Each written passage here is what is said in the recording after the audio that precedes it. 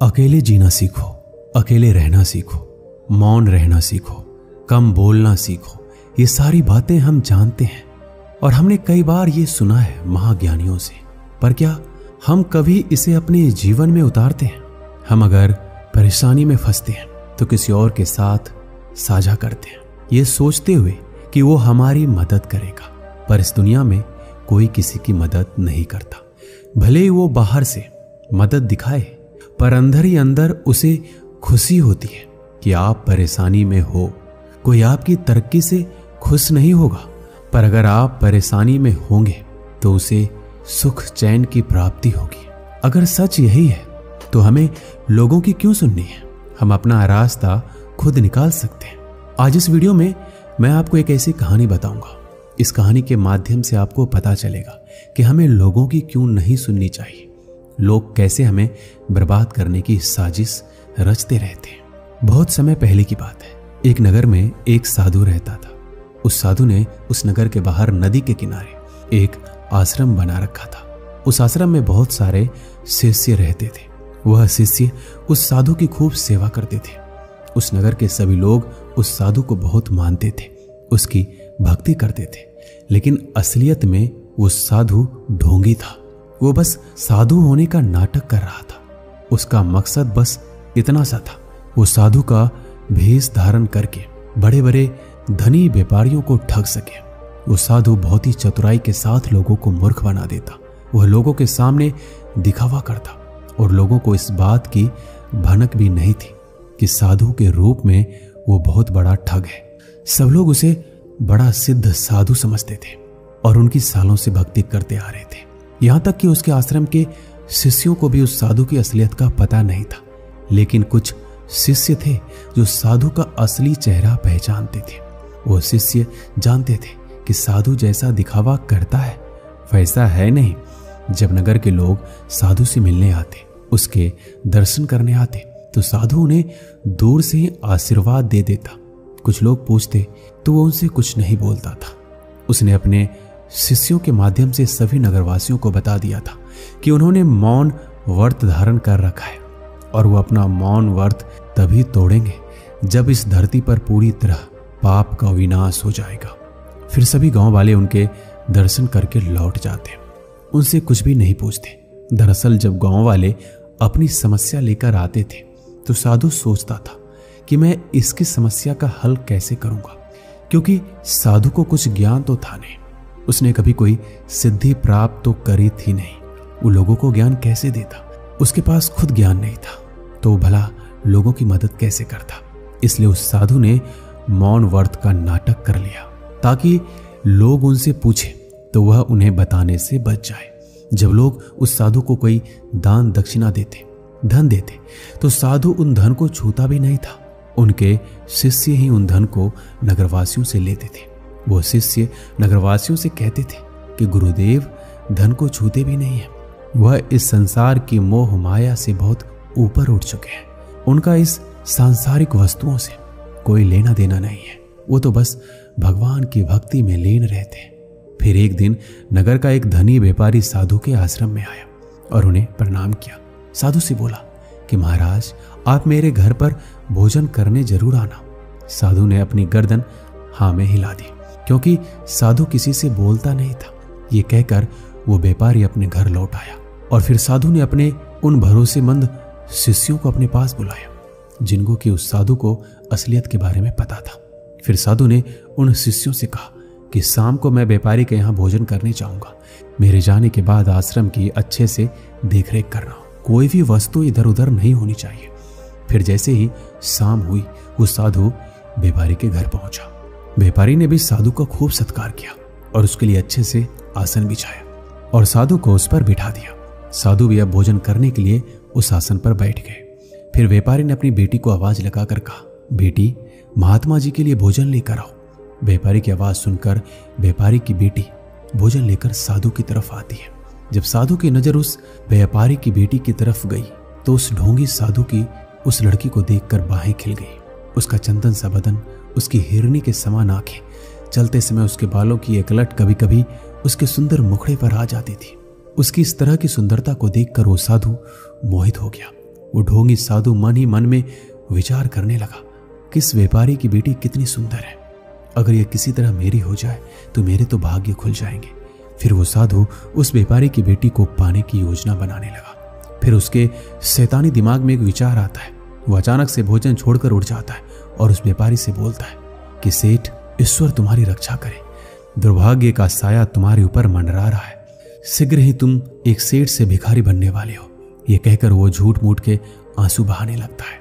यह सब देखकर व्यापारी आश्चर्यचकित रह गया। वो सोचने लगता है कि आज तक साधु महाराज ने कभी अपना मुंह नहीं खोला और कभी किसी से कोई बात नहीं की, लेकिन आज वो बोल पड़े। उस साधु की बातें सुनकर वो व्यापारी थर थर कांपने लगा और उस साधु के चरण पकड़ लिए। वो व्यापारी फिर उस साधु से कहने लगा, साधु महाराज, आप ये क्या कह रहे हैं? मुझे तो कुछ भी समझ नहीं आ रहा है। आखिर आप किस दुर्भाग्य की बात कर रहे हैं? क्या ये दुर्भाग्य इतना दुखदाई होगा कि आपको अपना मौन व्रत भी तोड़ना पड़ा? आपने मुझ जैसे साधारण मानव के लिए अपना मौन व्रत तोड़ लिया। फिर वो ढोंगी साधु व्यापारी के सामने मगरमच्छ के झूठे आंसू बहाते हुए बोला, मेरे बेटे, मैंने तुम्हारे सिर पर आने वाले दुर्भाग्य को देख लिया है। फिर वह चोट मार के रोते रोते व्यापारी से बोलता है, पुत्र, ये तुम्हारी बेटी जो है ना, यही तुम्हारे दुर्भाग्य का कारण है। जिस दिन तुम इसकी शादी करोगे उसी दिन से तुम्हारी बर्बादी शुरू हो जाएगी। तुम्हारा सारा परिवार तबाह हो जाएगा। तुम्हारे परिवार के सभी सदस्य एक एक करके मरने लगेंगे। तुम्हारा पूरा व्यवसाय चौपट हो जाएगा। तुम कर्ज के बोझ के तले इतने दब जाओगे कि तुम्हें पता ही नहीं चलेगा तुम कब सेठ से भिखारी बन गए। ये सब कुछ इतनी जल्दी होगा कि तुम्हें कुछ भी समझ नहीं आएगा। साधु की ऐसी बातें सुनकर व्यापारी साधु से कहते हैं, महाराज, कोई तो ऐसा उपाय होगा जिससे कि यह दुर्भाग्य टल जाए। कोई तो ऐसा रास्ता होगा जिससे कि इस दुर्भाग्य से बचा जा सकता है। आप तो इतने सिद्ध महात्मा हो, आपके पास मेरी समस्या का कोई ना कोई हल तो जरूर होगा। ये बातें सुनकर साधु मन ही मन बहुत प्रसन्न हो जाता है, क्योंकि वो साधु इसी के इंतजार में था कि कब व्यापारी उससे ये पूछेगा कि मैं क्या करूं जिससे मेरा दुर्भाग्य टल जाए। फिर वह साधु कुछ विचार करके नाटक करता है, अपनी आंखें बंद करता है और कुछ मंत्र बुदबुदाने लगता है। और फिर कुछ ही देर बाद वो अपनी आंखें खोलकर बोलता है कि तुम्हारी बेटी ही तुम्हारे दुर्भाग्य का कारण है, इसलिए तुम्हें अपनी बेटी को एक बड़े से संदूक में बंद करके गंगा नदी में बहाना होगा। और इस बात का ध्यान भी रखना होगा कि उस संदूक के ऊपर जलता हुआ चिराग रखना है। और हाँ, यह काम तुम्हें 24 घंटे के अंदर ही अंदर करना है। किसी प्रकार की कोई भूल नहीं होनी चाहिए। याद रहे, तुम्हें अपनी बेटी को त्यागना ही होगा, तभी तुम्हारा दुर्भाग्य टल सकता है। ये कहकर वो ढोंगी साधु उस व्यापारी के घर से भोजन किए बिना अपने आश्रम में लौट आया। वह ढोंगी साधु जानता था कि व्यापारी उसका अंधभक्त है। वह उस पर अंधा विश्वास करता है। उसे मेरी असलियत के बारे में कुछ भी पता नहीं है, इसलिए वो व्यापारी वैसा ही करेगा जैसा मैंने उससे कहा है। उधर ढोंगी साधु के जाने के बाद व्यापारी को नींद नहीं आ रही थी। उसने भोजन भी नहीं किया। उसे तो बार बार साधु की बातें याद आ रही थी जो साधु ने चेतावनी दी थी। वह रह रहकर उसे याद आ रही थी। वो बहुत बेचैन हो चुका था। उसे समझ ही नहीं आ रहा था कि अब क्या करे। एक तरफ उसका दुर्भाग्य है तो दूसरी तरफ उसकी जान से प्यारी बेटी। और वो व्यापारी अपनी बेटी से बहुत प्रेम करता था। वही उसका एकमात्र संतान थी। उसने उसके लिए बड़े बड़े सपने देखे थे। वो अपनी बेटी को अपने से दूर नहीं करना चाहता था और दूर देख भी नहीं सकता था। जब उस व्यापारी ने अपनी बेटी की आंखों में आंसू देखे तो उस व्यापारी का दिल दहल गया। अपनी बेटी के प्रति मोह उसे बार बार रोका, लेकिन फिर व्यापारी को अपनी जमा पूंजी गंवाने का भय सताने लगा। उसने बड़ी मेहनत करके ये सब कुछ हासिल किया था। वो इतनी आसानी से ये सब कुछ गंवाना नहीं चाहता था। एक तरफ तो व्यापारी को धन का मोह अपनी तरफ खींच रहा था, वहीं दूसरी तरफ उसकी बेटी के प्रति प्रेम उसकी बेटी को गंगा नदी में बहाने से रोक रहा था। वह पूरी रात इन सब के बारे में सोचता रहा। फिर आखिरकार उस व्यापारी ने फैसला कर ही लिया कि वो साधु की आज्ञा के अनुसार ही काम करेगा। अगले दिन सुबह होते ही उसने एक बड़ा सा संदूक मंगवाया। जैसे ही उसकी बेटी ने यह संदूक देखा तो उसकी आंखों से आंसू रुके नहीं। वो बस अपने पिता की तरफ देखती रह गई। उसके पिता उसे इस तरह से अपने से अलग ना करे, लेकिन पिता की खुशी के कारण उसने पिता से कुछ नहीं बोला। व्यापारी ने भी अपने दिल पर पत्थर रखकर अपने बेटी को बुलाया, फिर उस संदूक में बैठने को कहा। उसकी बेटी उस संदूक में बैठ गई। सेठ ने संदूक बंद कर लिया और साधु के कहे अनुसार उस संदूक के ऊपर चिराग जलाकर रख दिया और फिर उस संदूक को गंगा नदी में बहा दिया। उधर वो ढोंगी साधु आश्रम पहुंचकर अपने शिष्यों से कह रहा था कि गंगा नदी में तुम्हें एक बहता हुआ संदूक मिलेगा, उसके ऊपर चिराग भी जला होगा। तुम्हें उस संदूक पर नजर रखनी है। जैसे ही उस संदूक पर तुम्हारी नजर पड़े, तुम उस संदूक को उस गंगा नदी से खींचकर तुम मेरी कुटिया में ले आना। ध्यान रहे, तुमसे किसी भी तरह की कोई भूल नहीं होनी चाहिए। शिष्य गुरु की बात सुनकर गंगा नदी के पास पहुंच गए। गुरु के आज्ञा अनुसार उस संदूक के आने की प्रतीक्षा करने लगे। वो सभी निगाह गड़ाए उस नदी की तरफ देख रहे थे। तभी एक राजकुमार उस नदी की तरफ से गुजर रहा था। उस संदूक को देखकर वो सोचता है कि ये संदूक कहाँ जा रहा है। वो नदी में जाकर उस संदूक को अपने पास ले आता है और संदूक को खोलता है तो उसमें एक सुंदर लड़की निकलती है। राजकुमारी को देखकर व्यापारी की बेटी रोने लगती है। फिर राजकुमार उस लड़की को कहता है, तुम इस संदूक में क्या कर रही हो? राजकुमार की बात सुनकर वो व्यापारी की बेटी रोने लगी और राजकुमार को सारी बातें बता देती है कि कैसे एक साधु उसके घर पर भोजन करने आया था। उसने उसे देखकर उसके पिता से कहा कि यह तुम्हारे दुर्भाग्य का कारण है। अगर मेरे पिता मुझे त्याग देंगे तो उनका दुर्भाग्य टल जाएगा। इसलिए मेरे पिता ने मुझे इस संदूक में बंद करके गंगा नदी में छोड़ दिया। व्यापारी की बेटी की बातें सुनकर उस राजकुमार को बड़ा हास्य हुआ कि कोई पिता भला अपनी बेटी के साथ ऐसा कैसे कर सकता है। फिर उस राजकुमार ने निश्चय किया, मैं इस लड़की को अपनी जीवन संगनी बनाऊंगा। फिर वो लड़की को अपने साथ एक मंदिर में ले गया और वहीं जाकर उसने उससे शादी कर ली। फिर राजकुमार को साधु की नीयत पर संदेह हुआ कि आखिर साधु ने ऐसा क्यों कहा। फिर राजकुमार ने साधु का पता लगाने का निश्चय किया। वो सोच विचार करने लगा। तभी उसके मन में एक विचार आया। उसने अपने सेवकों से कहा कि तुम लोग जंगल में जाओ और एक गोरिल्ला पकड़कर यहाँ लाओ। राजकुमार की बात सुनकर सेवक तुरंत जंगल में गए और वहां से गोरिल्ला पकड़कर ले आए। फिर राजकुमार और सेवकों ने मिलकर उस गोरिल्ला को जबरदस्ती उस संदूक में बंद कर दिया और फिर उस संदूक पर एक ताला लगा दिया। फिर उस संदूक पर एक जलता हुआ चिराग रखकर उसे गंगा नदी में बहा दिया।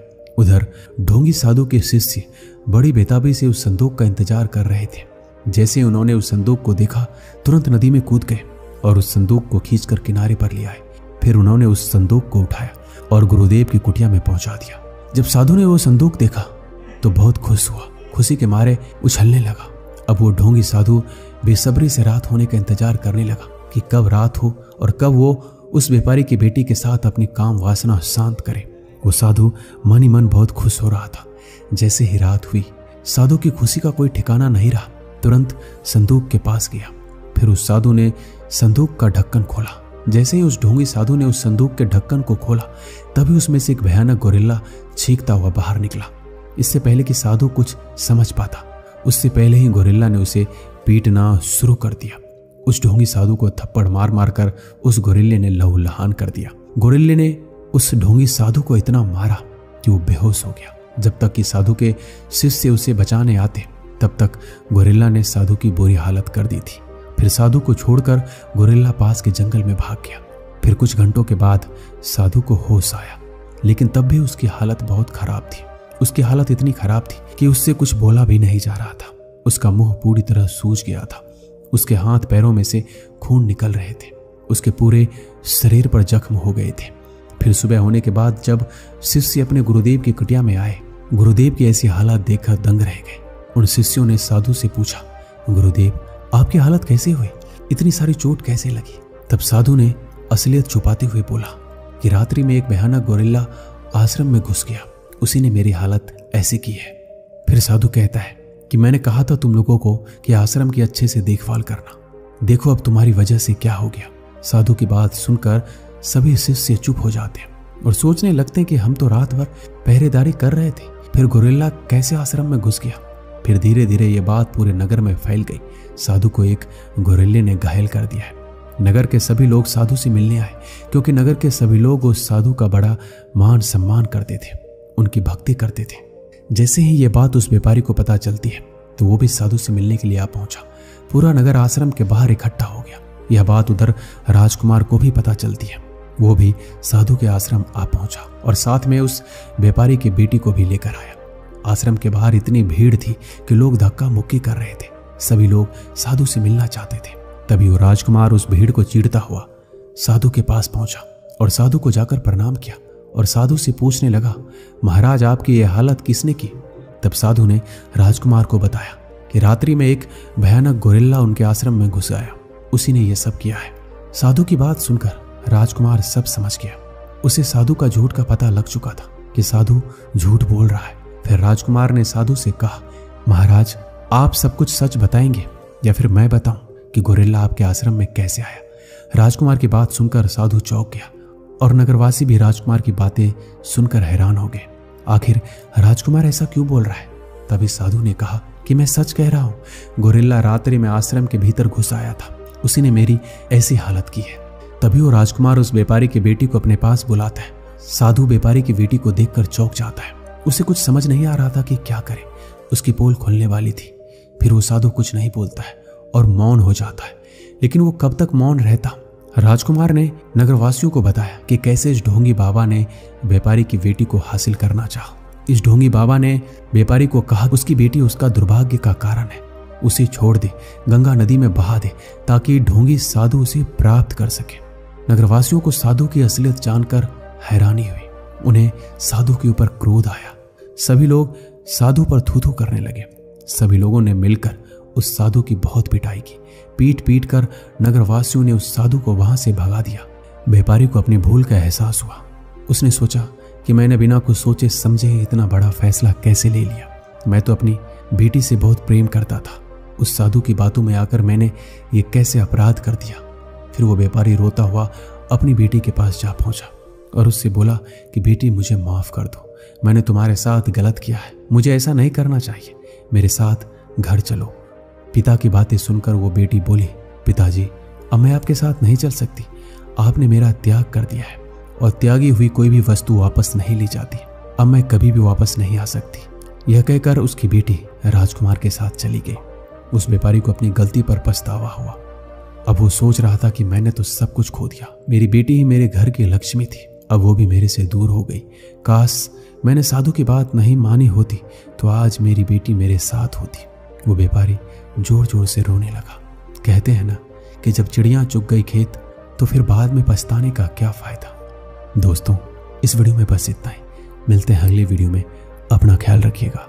धन्यवाद।